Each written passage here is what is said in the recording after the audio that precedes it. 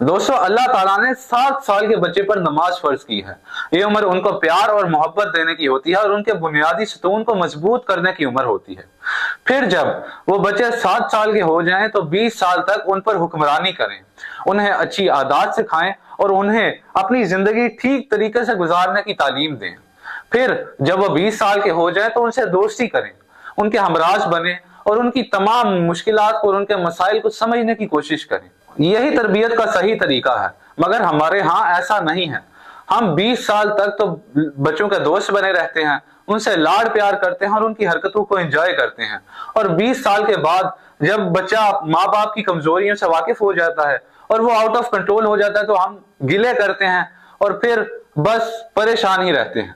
अगर आप भी अपने बच्चों को कामयाब बनाना चाहते हैं तो उन्हें 7 साल तक प्यार दें, उसके बाद 20 साल तक उन पर हुक्मरानी करें, उनकी अच्छे तरीके से तरबियत करें, उन्हें हर चीज समझने की कोशिश कराएं।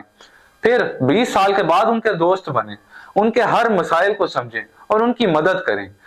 अपनी इज्जत बचाने में और बच्चों की सही तरीके से तरबियत करने के यही तरीके हैं।